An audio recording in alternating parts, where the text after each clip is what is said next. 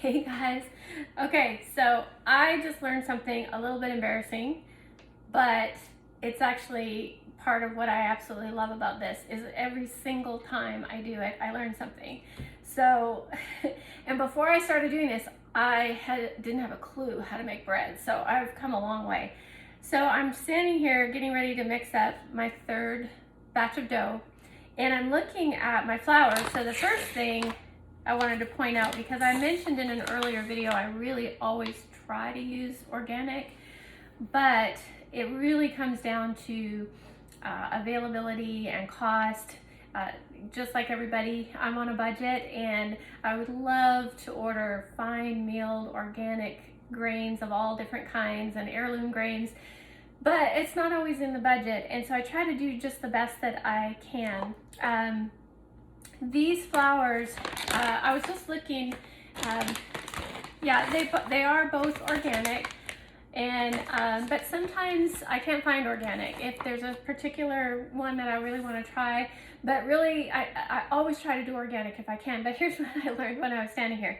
So this is just called a medium rye, and then I ordered this pumpernickel flour because I've had pumpernickel bread like at German restaurants and stuff, and I think I've kind of learned, I think maybe they add molasses or something to it to give it that really pretty dark color, but it's delicious and it's kind of sweet. And so I was thinking that that was two totally different grains, and as I'm standing here, I'm looking at the ingredients, and both of them say 100% organic rye flour, and I was like, hey, wait a minute.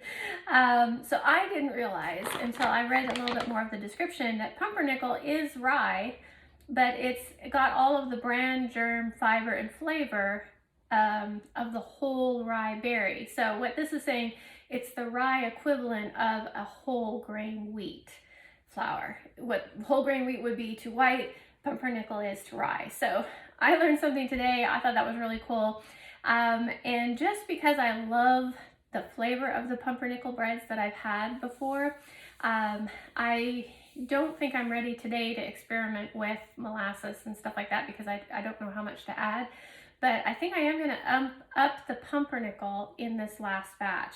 I don't want to go 50-50 because I want to keep lots of bread flour in there, but I think what I'm going to do is do a 60-40. So I'll do 600 grams of bread flour, or maybe 625 of bread flour, 675 of bread flour, 375 of the pumpernickel, and that will allow me to still put 50 grams of the spelt flour in there, because I just think it adds a lot of flavor.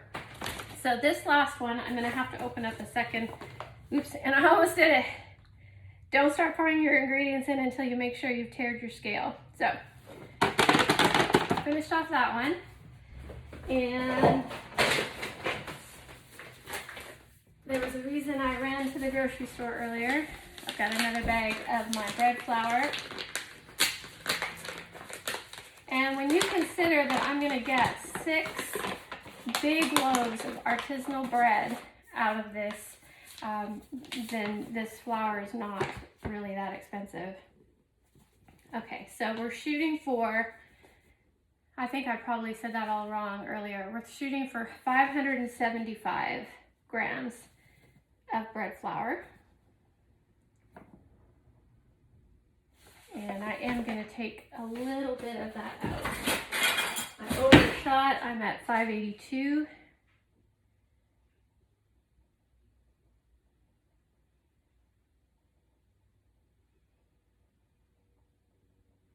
And sometimes when I'm just going like 1 gram, my scale isn't sensitive enough, and it'll stay on the same number even though I know I'm adding. So if I just give it a touch and let it reset, it'll normally kind of calibrate itself. So I'm at 575.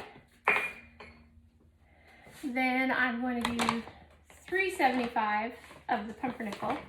Thank you for all of you who bore with me earlier when my math was totally wrong. So this is going to get me to 950.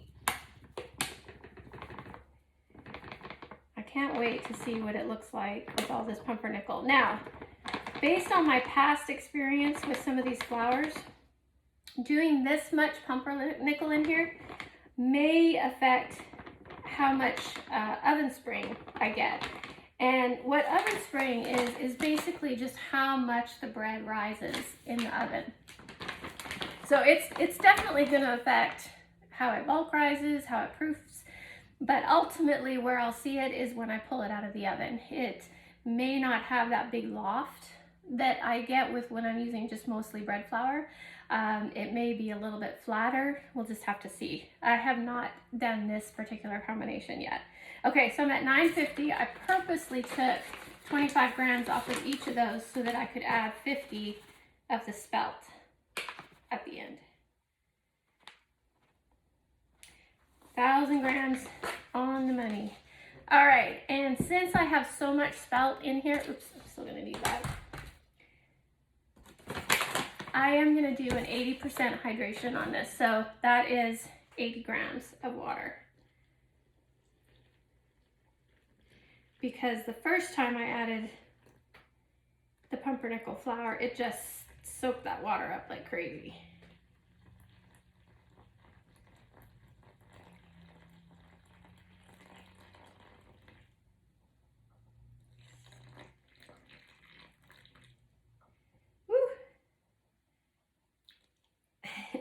All right, 1802, close enough. Like I said, I'm going to be adding a little bit of water on my hands as I'm doing my stretch and fold. So, you know, they always talk about accuracy in baking, but I don't know, I think maybe bread is a little bit more forgiving.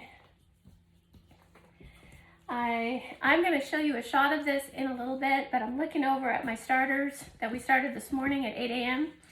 and they are all pretty domed. They've all more than doubled. They're pretty close to having tripled. Not there yet. So I'll show you that so you can see what that looks like. So probably 2 of my bowls are already autolysing by the time I get this one mixed up. I'm not sure that it's going to get even an hour of autolysing, but if you can even just get 20 minutes, that's great. And I'm going to be able to buy some time as I start mixing up those other doughs, so it's kind of like a first in, first out. So I'll get a little bit of time there. I'll also notice I'm working with my stainless steel bowl on this one, not for any reason other than I only have 2 of those plastic bowls. And again, let me move this so you can see. See how much that pumpernickel soaked up that flour? This is the same hydration that I did on the second batch, but it's just absolutely, and I can actually lift this dough up where I couldn't do that with the second batch that was mostly bread flour. So just kind of shows you how your hydration level has to change depending on the flours that you're working with. And at this point, after, this is how I kind of combine it, and you can see it's just pulling right away. And part of that might be that it's a metal bowl. I think though, honestly, I think it's just that the pumpernickel absorbed all that flour or that water. But at this point, I've mixed up 3 doughs with my hand like this, and I've gotten quite the workout. And my arm and my hand are starting to get tired. You might be wondering at this point why you don't use like a mixer and a dough hook to do this. And a lot of people actually do. Again, it goes back to a reason I said earlier. I like to feel the dough. I like to feel what it's doing. I like to feel how well it's mixed. And most sourdough makers or bakers that I've watched anyway do not knead their dough. Like you'll see some people when they make traditional bread, they'll plop the dough out and they'll knead it. And normally that's a dough that you're making with like a conventional yeast. If you do that with a sourdough, what's going to happen is you're going to break down all, like as that yeast is fermenting and it's building up those gas pockets, you're just going to break those down. And depending on what kind of flour you're using, you also might just be breaking all your gluten strands. So I'll show you, once we get the sourdough starter mixed into the dough, I'll show you a couple of things. Stretch and fold, which is what I like to do. The coil and fold technique, which I don't know if I'll be able to show you, but I'll try. I find that a little bit harder, but it seems to be what a lot of people who've done a lot of sourdough baking like to do. So this is looking pretty well mixed. I can tell that it's a lot more hydrated because it's getting a little bit harder to lift. So that means that water's gotten nice and incorporated. And I'll just do the same thing. I'm even a lot of breath. This is a stronger dough. Like, this has been harder to mix. But I'll go ahead, do just like I did before. I'll clean off my hands. I'll scrape the sides of the bowl. I'll put my shower cap over top, and we'll move on to the next step.